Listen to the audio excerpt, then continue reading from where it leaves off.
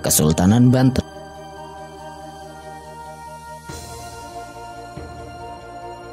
Pada masa-masa tersebut, Banten masih menjadi wilayah bawahan dari Kesultanan Demak. Sebelumnya, wilayah yang kelak dikenal sebagai Kesultanan Banten adalah bagian dari Kerajaan Pajajaran. Pusat pemerintahan Kerajaan Pajajaran terletak di Pakuan atau yang sekarang dikenal sebagai Kota Bogor. Pada abad ke-16, Kerajaan Pajajaran merasa terancam oleh tekanan kesultanan di sebelah timur mereka, yaitu Demak. Untuk mengatasi ancaman itu, Pajajaran mengizinkan Portugis untuk membangun kantor dagang dan benteng di pelabuhan utama Sunda Kelapa. Ketika itu, Portugis sudah berhasil menguasai Kesultanan Malaka dan mengendalikan perairan di sekitarnya. Benteng pertahanan di Sunda Kelapa itu dianggap sebagai bentuk provokasi oleh Sultan Trenggono, pemimpin Demak. Tidak menunggu lama, Sultan Trenggono mengirim pasukan Demak menyerbu Sunda Kelapa. Penyerbuan ke Sunda Kelapa itu dipimpin oleh Fathahillah. Bukan hanya di darat, dari lautan, Angkatan Laut Kesultanan Demak mengepung Sunda Kelapa dengan puluhan kapal-kapal perang. Tahun 1527, tepatnya 22 Juni, pasukan Demak akhirnya berhasil menguasai Sunda Kelapa. Fathahillah, pemimpin penyerbuan tersebut, kemudian mengubah nama Sunda Kelapa menjadi Jayakarta. Kelak, Jayakarta akan dikenal sebagai Jakarta. Sekarang, tanggal 22 Juni diperingati sebagai hari jadi kota Jakarta. Keberhasilan pasukan Demak di Sunda Kelapa ini merupakan bagian dari ekspedisi militer mereka di bagian barat Pulau Jawa. Sebelum menaklukkan Sunda Kelapa, pasukan Demak terlebih dahulu berhasil menguasai pelabuhan utama Pajajaran di Banten. Tahun 1525, pasukan Demak memulai ekspedisi militernya melalui jalur laut, berhasil menguasai Banten. Sultan Trenggono kemudian menunjuk Fathahillah sebagai pemimpin di Banten.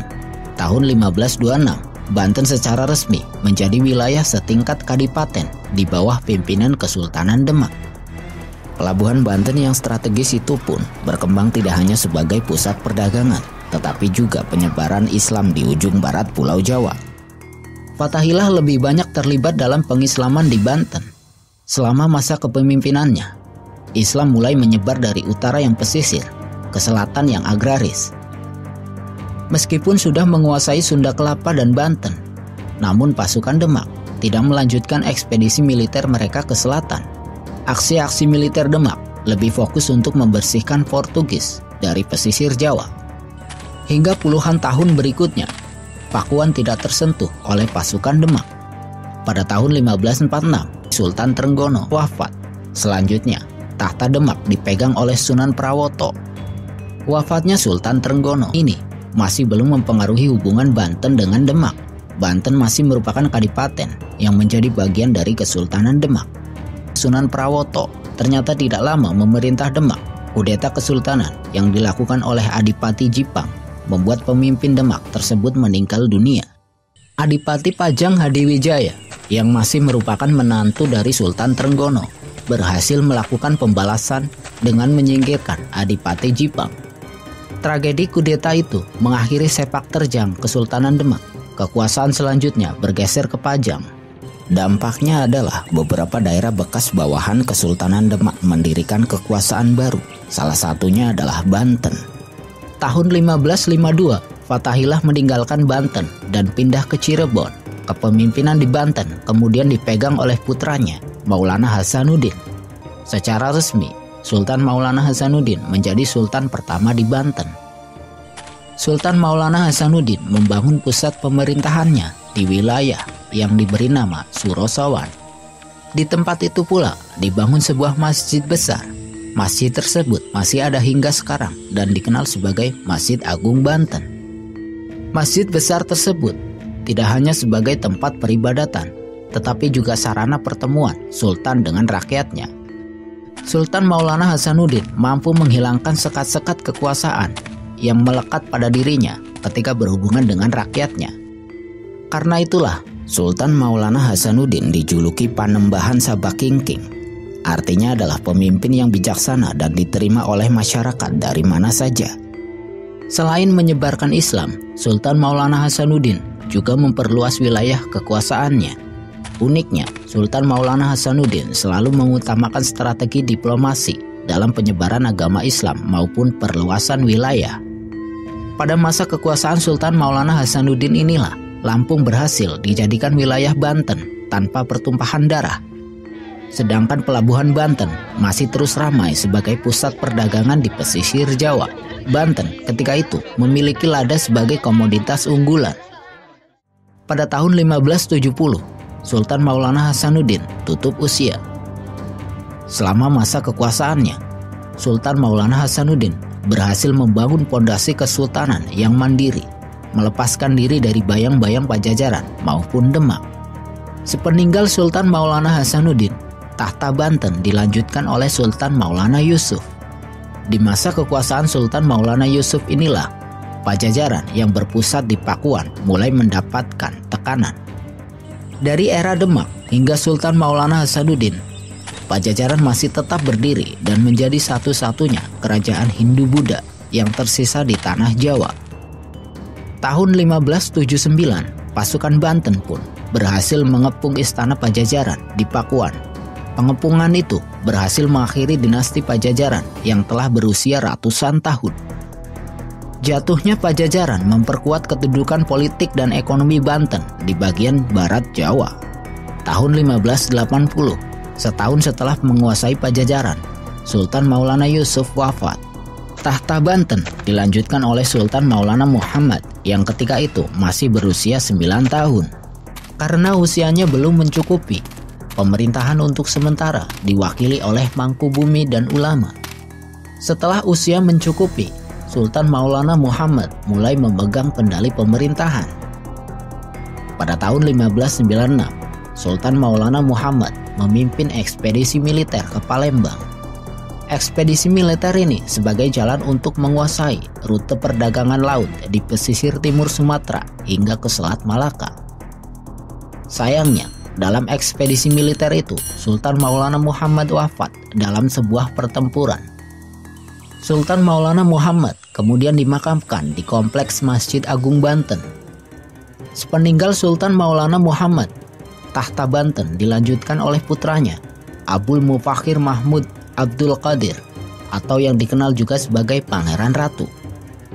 Ketika itu, Abul Mufakhir Mahmud Abdul Qadir masih berusia 5 bulan, sehingga jalannya pemerintahan diwakilkan kepada Mangkubumi dan ulama. Pada tahun 1596 pula, bangsa Eropa lainnya merapat di Jayakarta. Di bawah pimpinan Cornelis de Houtman, armada dagang dari Belanda itu akhirnya menemukan rute pelayaran dari Eropa hingga ke jauh sebelah timur mereka, Pelabuhan Jayakarta. Jayakarta yang sebelumnya bernama Sunda Kelapa terus tumbuh menjadi salah satu pelabuhan paling sibuk di Nusantara pada abad ke-17. Di permulaan abad ke-17, Kesultanan Banten memberi kepercayaan kepada Pangeran Jayawikarta untuk memimpin pelabuhan Jayakarta. Pada tahun 1610, VOC berhasil membuat kesepakatan dengan Pangeran Jayawikarta untuk membuka kantor dagang. VOC pun mendapatkan sebidang tanah di dekat muara Sungai Ciliwung untuk dijadikan sebagai kantor dagang. VOC adalah perusahaan dagang Belanda yang berdiri pada 20 Maret 1602. Adanya kantor dagang ini membuat VOC mendapatkan keuntungan yang berlimpah. Kapal-kapal VOC memuat ribuan ton rempah-rempah ke Eropa dan menjualnya dengan harga tinggi. Keuntungan yang melimpah ini membuat VOC mulai menyusun rencana menguasai Jayakarta dan menerapkan monopoli dagang. Tahun 1618, Jan Pieter Choen ditunjuk sebagai Gubernur Jenderal VOC. Misi pertamanya adalah menguasai Jayakarta. Bukan pekerjaan mudah bagi Pieter Choen. Namun, pada 30 Mei 1619, armada perang VOC berhasil mengepung Jayakarta. Pengepungan itu berhasil. Bendera VOC pun berkibar di Jayakarta. VOC kemudian memindahkan pusatnya dari Ambon ke Jayakarta. Setelah itu, pada 4 Maret 1621, nama Jayakarta diubah menjadi Batavia hingga ratusan tahun kemudian, sebelum berganti lagi menjadi Jakarta. Pada tahun 1624, 5 tahun setelah jatuhnya Jayakarta, Abdul Mafakhir Mahmud Abdul Qadir pun akhirnya naik tahta. Begitu naik tahta, Sultan Abdul Mafakhir mulai memprioritaskan pada bidang pertanian dan pelayaran. Sultan Abdul Mafakhir juga sangat menentang monopoli perdagangan yang dilakukan oleh VOC. Akibatnya, armada perang kedua kubu saling bersitegang selama beberapa tahun lamanya. Pada tahun 1628, Kesultanan Mataram yang ketika itu dipimpin oleh Sultan Agung mengirimkan pasukannya ke Batavia. Sultan Agung merasa bahwa jika VOC tidak disingkirkan saat itu juga, maka akan membawa masalah di masa mendatang. Serangan ini gagal karena kurangnya suplai bahan makanan dan banyaknya lumbung-lumbung padi yang dibakar mata-mata VOC. Setahun kemudian, pasukan Mataram dalam jumlah yang lebih besar kembali menyerbu. Namun VOC berhasil menambah kekuatan mereka dengan mengirimkan pasukan tambahan dari Ambon. Serangan ini hampir berhasil. Pasukan Mataram dengan menggunakan tangga mulai memanjat tembok benteng VOC. Tentara VOC yang mulai putus asa tiba-tiba melakukan tindakan tak terduga.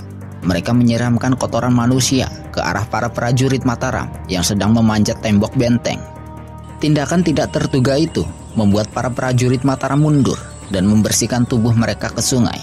Serangan yang kedua ini gagal, namun tentara Mataram berhasil menewaskan gubernur VOC, Jan Pietersen Chun.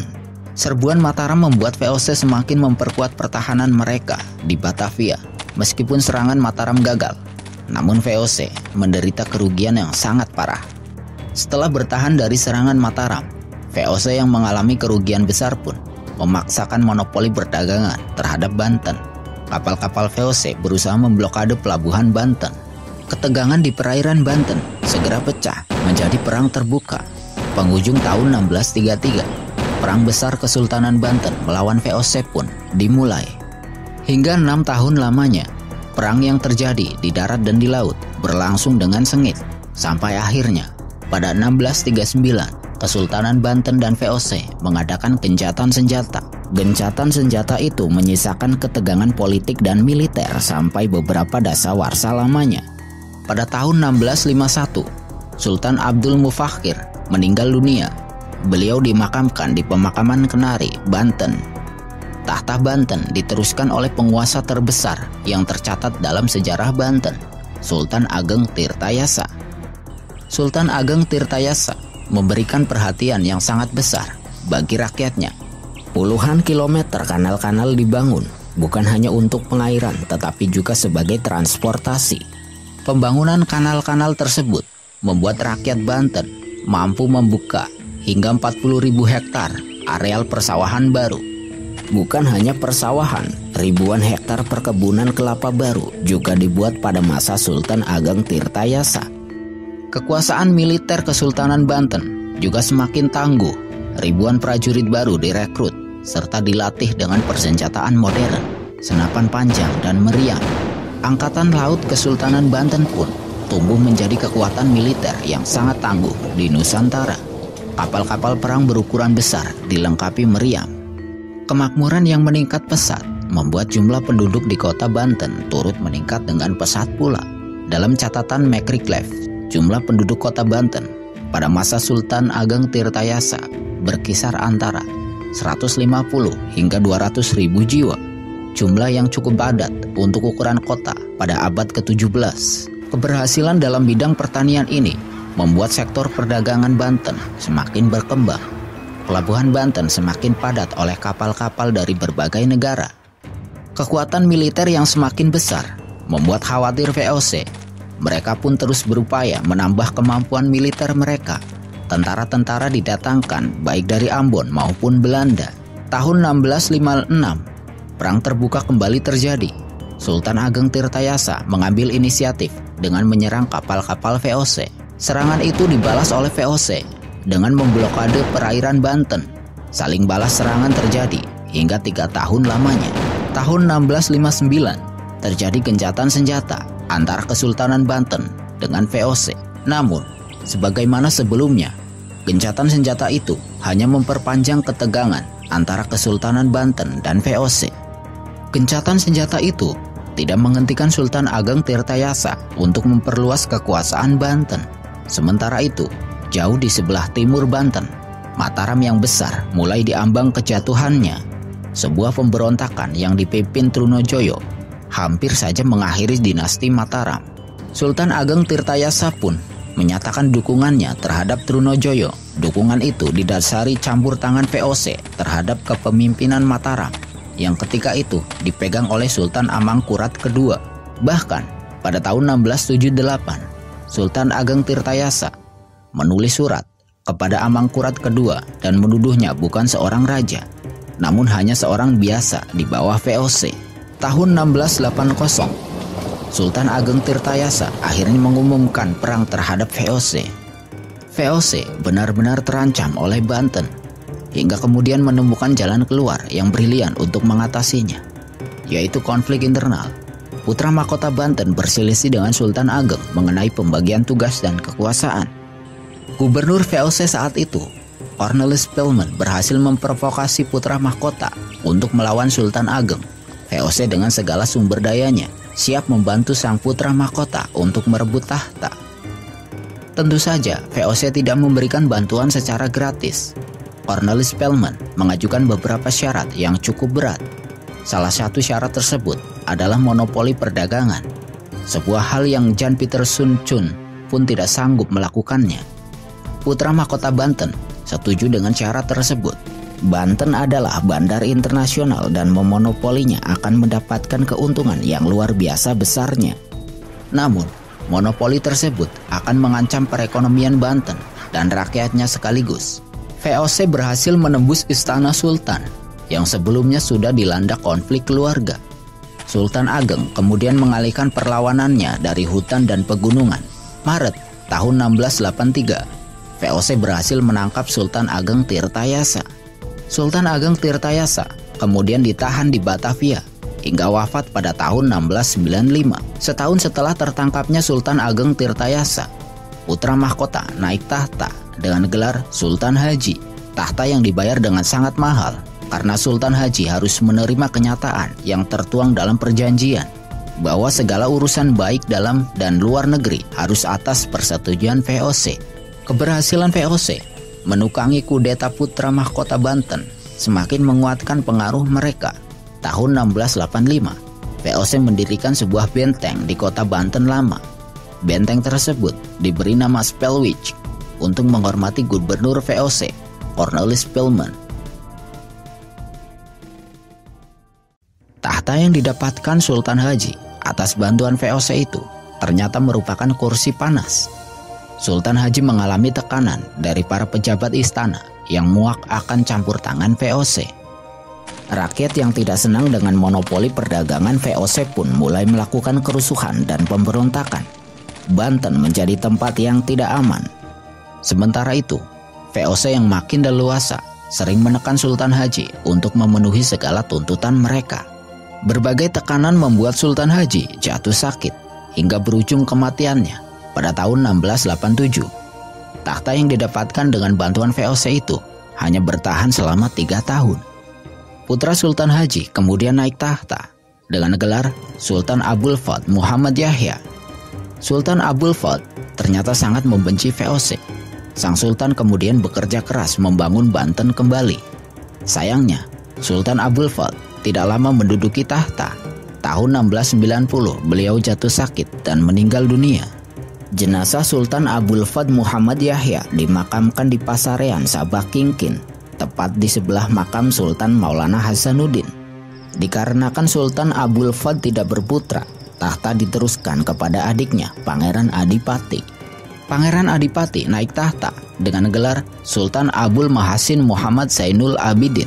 Sultan Abul Mahasin Muhammad Zainul Abidin memerintah dari tahun 1690 hingga 1733. Pada masa kekuasaan beliau inilah, di tahun 1692, Sultan Ageng Tirtayasa meninggal dunia sebagai tahanan VOC di Batavia.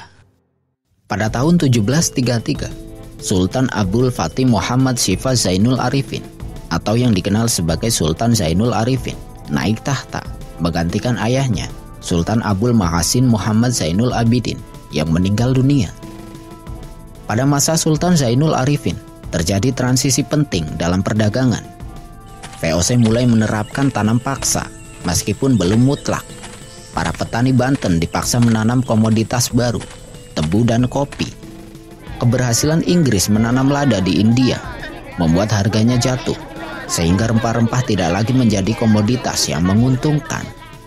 Dari hari ke hari, kebencian rakyat kepada VOC semakin mendalam. Rakyat yang hidupnya semakin tertekan, tidak memiliki pilihan lain selain melawan. Ketika stabilitas keamanan Banten semakin terganggu, di dalam istana pun konflik dan persekongkolan semakin menjadi-jadi. Tahun 1748, atas persetujuan Permaisuri Ratu Syarifah, VOC menangkap Sultan Zainul Arifin dengan tuduhan terganggu kejiwaannya.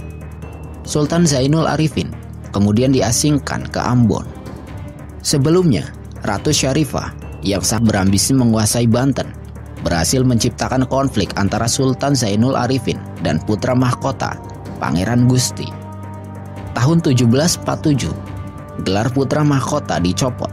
Ratu Syarifah kemudian menyusun rencana agar Pangeran Gusti melakukan perjalanan ke Batavia. Di tengah perjalanan, VOC menangkap Pangeran Gusti dan mengasingkannya ke Sri Lanka. Setelah berhasil menyingkirkan Sultan Zainul Arifin dan putra mahkota, Ratu Syarifah kemudian mengangkat keponakannya yang masih muda, Syarif Abdullah, sebagai putra mahkota. Selanjutnya, Ratu Syarifah mengumumkan dirinya sebagai wali Kesultanan Banten atas nama VOC. Situasi istana seketika menjadi panas karena Ratu Syarifah dianggap tidak berhak menjadi wali Banten. Namun, dukungan VOC membuat kedudukan sang ratu masih aman. Sedangkan di luar istana, kerusuhan semakin menjadi-jadi. Pada tahun 1750, sebuah pemberontakan yang dipimpin Kitapa berhasil menguasai sebagian besar Banten. VOC pun terdesak hingga harus bertahan di benteng.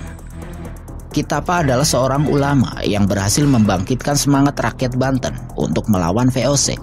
Bersama Ratu Bagus Buang, Kitapa membuat VOC menderita kerugian yang luar biasa besar.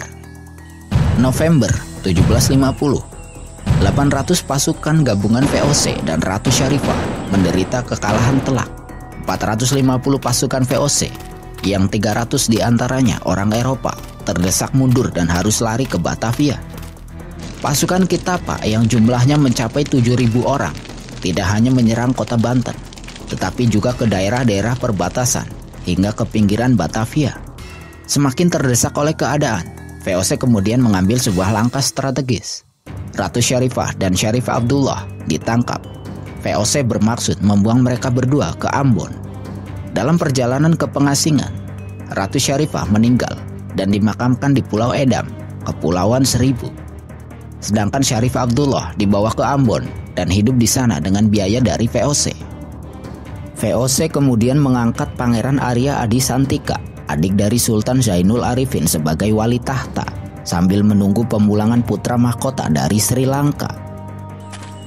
Pengangkatan Pangeran Arya Adisantika tidak menghentikan pergerakan pasukan Kitapa.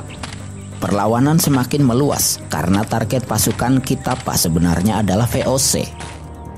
Januari 1751, seribuan pasukan VOC yang sebagian besar terdiri dari orang Eropa menyerang pusat-pusat pertahanan pasukan Kitapa. Pasukan Kitapa membalas dengan membakar perkebunan serta gudang-gudang milik orang Eropa. Serangan Kitapa meluas hingga ke Bogor, yang saat itu masih bernama Buitinsur. Pada September 1751, VOC berhasil menembus pertahanan pasukan Kitapa. Kitapa, Ratu Bagus Buang, dan sisa pasukannya berhasil menyelamatkan diri. Hingga beberapa tahun berikutnya, Kitapa dan pasukannya masih terus melancarkan serangan kepada VOC. Tahun 1755, VOC berhasil menangkap Ratu Bagus Buang dan membunuhnya. Sedangkan Kitapa dan pasukannya pergi ke timur untuk melibatkan diri dalam Perang Jawa membantu Pangeran Mangkubumi. Sementara itu, pada tahun 1753, Pangeran Gusti telah kembali dari pengasingannya dan diangkat menjadi pemimpin Banten dengan gelar Sultan Zainul Asyikin. Keamanan menjadi lebih stabil, namun Banten secara penuh menjadi jajahan VOC. Perjuangan rakyat Banten selama bertahun-tahun berhasil menguras sumber daya VOC, dan perusahaan dagang Belanda itu akan merasakan dampak fatal di penghujung abad ke-18. Tahun 1773, Sultan Zainul Ashikin wafat. Tahta Banten diteruskan oleh putranya dengan gelar Sultan Abul Mafakhir Muhammad Aliyuddin pertama. Pada masanya, Sultan Aliyuddin I banyak menulis kitab tentang para anbiya dan aulia. Beliau memiliki kepedulian yang tinggi tentang sastra dan agama. Tahun 1799, Sultan Aliyuddin I meninggal dunia. Karena Sultan Aliyuddin tidak memiliki putra dari permaisuri, maka tahta Banten diteruskan oleh adiknya, Sultan Abdul Fath Muhammad Muhyiddin Zainus Solihin. Tahun 1799, sebuah sejarah penting lainnya terjadi. VOC yang begitu perkasa di Nusantara menemui hari-hari terakhirnya. 31 Desember 1799, sehari sebelum tahun baru sekaligus pergantian abad, VOC dinyatakan bangkrut. Seluruh aset VOC diambil alih oleh kerajaan Belanda. Selain membiayai perang yang tidak kunjung habis, VOC juga digerogoti oleh korupsi menahun para pejabatnya. Seluruh wilayah di Nusantara yang sebelumnya dikuasai VOC, termasuk Banten, diambil alih oleh kerajaan Belanda. Pada pergantian abad itu pula, terjadi perang besar di Eropa. Napoleon Bonaparte berhasil menguasai kerajaan Belanda. Napoleon Bonaparte menempatkan adiknya, Louis Bonaparte, sebagai penguasa Belanda. Tahun 1808, Louis Bonaparte mengirimkan Herman William Daendels sebagai gubernur jenderal di Nusantara. Daendels mendapatkan tugas untuk menjadikan Jawa sebagai pusat pertahanan melawan Inggris. Pada masanya pula, dibangunlah jalan raya dari Anyar ke Panarukan. Kerja paksa ini memakan korban jiwa yang sangat besar. Selain itu, kelaparan juga melanda Jawa karena kerja paksa itu melibatkan para petani hingga mereka tidak sempat lagi menanam tanaman pangan. Sultan Aliyuddin II yang mulai bertahta pada tahun 1803 sangat menentang keras kerja paksa yang dilakukan Daendels. Daendels mengirimkan wakilnya, Philip Peter Dupuy, beserta pasukannya untuk memaksa Sultan Aliyuddin II mendukung kerja paksa. Utusan itu membuat Sultan Aliyuddin II marah. Philip Peter Dupuy dan pasukannya dibunuh di depan gerbang istana Surosowan. Daendels pun membalas dengan menyerbu Surosowan. Sultan Aliyuddin ditangkap dan dibuang ke Ambon. Pertahanan Jawa yang dibangun Daendels ternyata tidak cukup menghentikan Inggris. Di bawah komando Thomas Stamford Raffles, tahun 1813, pasukan Inggris berhasil menyapu pasukan Daendels di seluruh Jawa. Thomas Stamford Raffles selaku pemimpin tertinggi Inggris di Nusantara melakukan perubahan administratif. Banten kemudian dibagi menjadi 4 wilayah, yaitu Banten Lor, sekarang menjadi Kabupaten Serang. Banten Kidul, sekarang masuk wilayah Kabupaten Pandeglang. Banten Tengah, sekarang masuk Kabupaten Pandeglang. Dan Banten Kulon, sekarang menjadi Kabupaten Lebak. Perubahan administratif Banten tersebut mengakhiri eksistensi kesultanan yang telah berusia ratusan tahun. Meskipun pengangkatan sultan masih terus berlanjut, namun eksistensi Kesultanan Banten telah berakhir di masa Thomas Stamford Raffles.